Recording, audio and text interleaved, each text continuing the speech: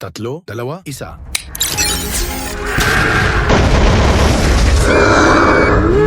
Maligayang pagdating sa aking mundo.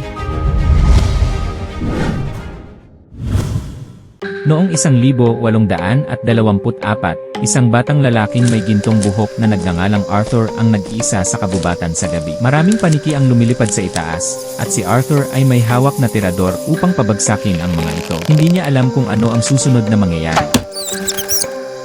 Ang nakalugmok na paniki ay biglang tumingala sa maliit na bata at sinumpa ang maliit na bata. Napangiti siya ng may pagmamalaki, ngunit hindi niya napansin na ang buwan sa itaas ng kanyang ulo ay tahimik na namula.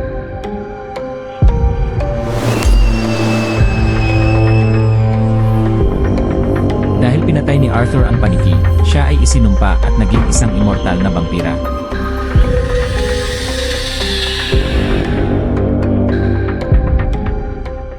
Noong 1900, si Arthur ay mukhang isang adult, ngunit hindi siya tumatanda. Napuno ng takot ang mga kalsada, nagtatakbuhan ang mga tao, papalapit na ang hating gabi at malapit nang lumitaw si Arthur at ang mga kasamahan niyang vampira. Sa loob ng 76 taon, pumatay siya ng higit sa 1,000 tao.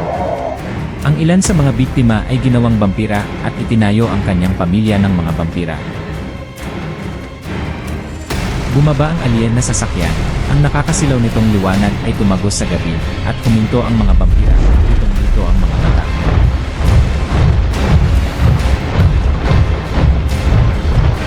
Sino kayo? Kaya pala bumababa ang populasyon sa mundo dahil sa ito. Ikaw ang susunod.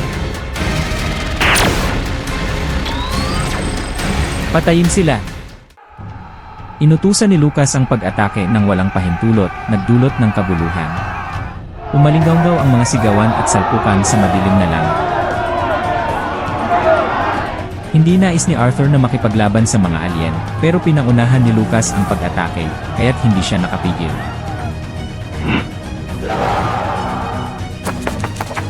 Sinipa si Lucas ng tangkaing tampakan si Elisa. Tumigil ang lahat. Ihinto ang laban. Umalis na kayo, ayokong lumala pa ang sitwasyon. Babalik kami.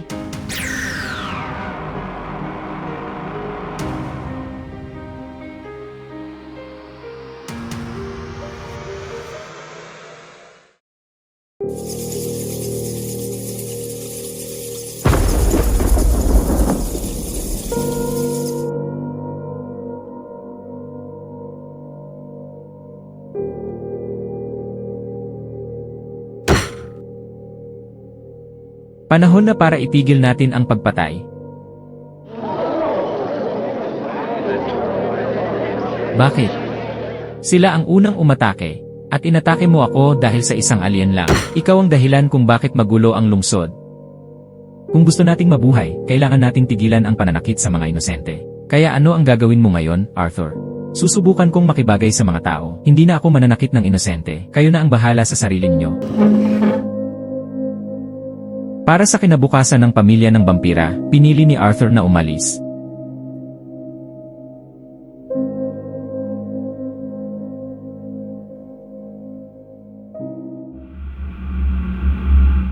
Ngayon ay 2024 na, at si Arthur ay tila isang normal na tao. Ang tagalinis na ito, parang kahina-hinala.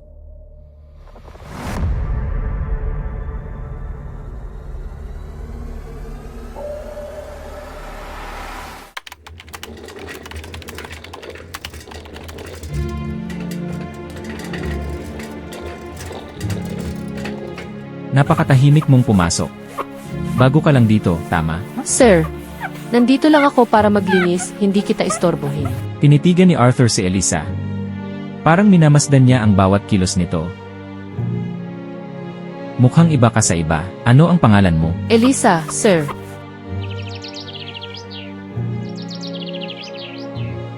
Kinabukasan, itinulak ni Elisa ang kanyang cart papunta sa opisina ni Arthur. May nakatagong kutsilyo sa ilalim ng cart para patayin si Arthur. Binuksan ni Elisa ang pinto ng opisina ni Arthur at nakitang walang tao, ngunit biglang may aninong dumaan at inagaw ang kanyang kutsilyo. Tama ang hula ko, may mali sa'yo. Ano ang gusto mong gawin? Mas maingat ka kaysa sa inaakala ko. Pero ngayon, hindi ka makakatakas. Tingnan natin kung sino ang unang tatamaan.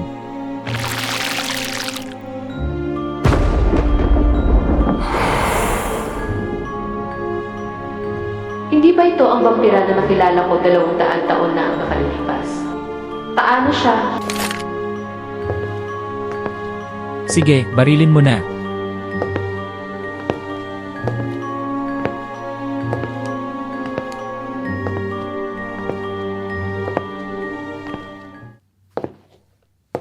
Pinindot ni Elisa ang gatilyo.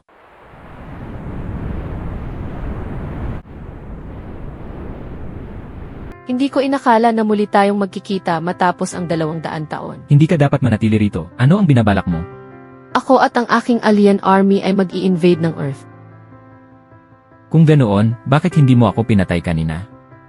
Matapos kitang makilala 200 taon na ang nakalipas, hinanap ko ang iyong bakas. Ngayong nakita kitang maging vampira, nalaman kong ikaw iyon.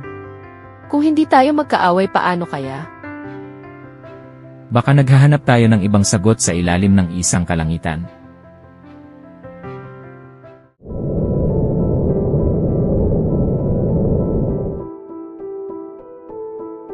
Elisa, magsisimula ang invasion sa loob ng 3 araw. Kailangan mong tapusin ang misyon, sirain ang mga depensa, at patayin si Arthur. Kailangan ko pa ng kaunting oras. Huwag mong kalilimutan ang iyong misyon.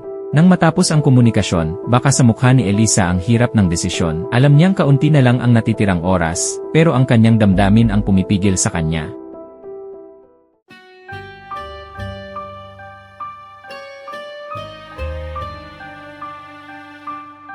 Na-inlove ka sa alien?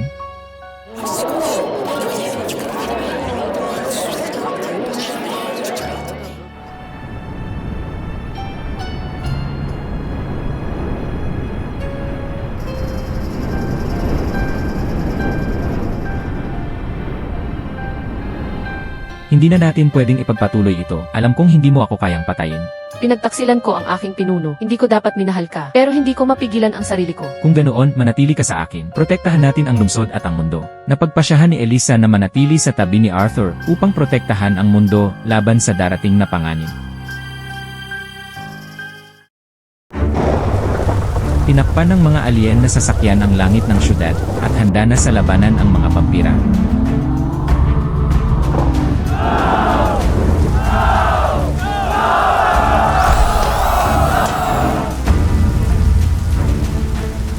Pinagtaksilan tayo ni Lucas.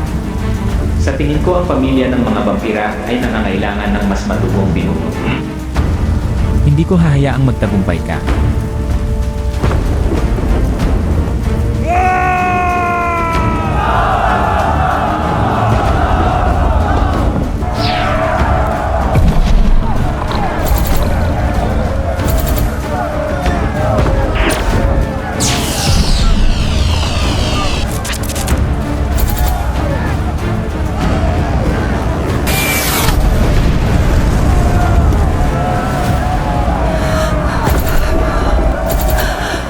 Maaari kong sirain ang kanilang pangunahing sistema, ngunit kakailanganin ko ng oras.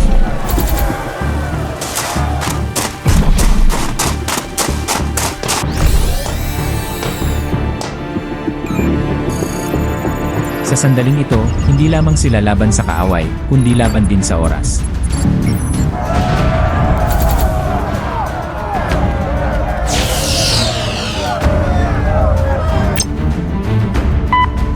Takbo!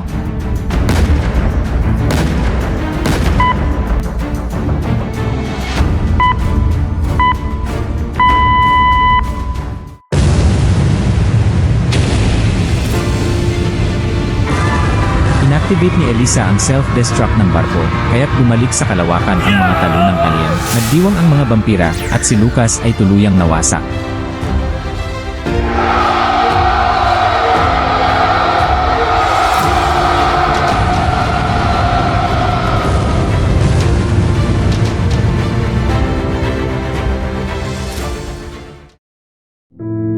Makalipas ang ilang taon ng pagsasaayos, muling bumalik ang katahimikan sa lungsod.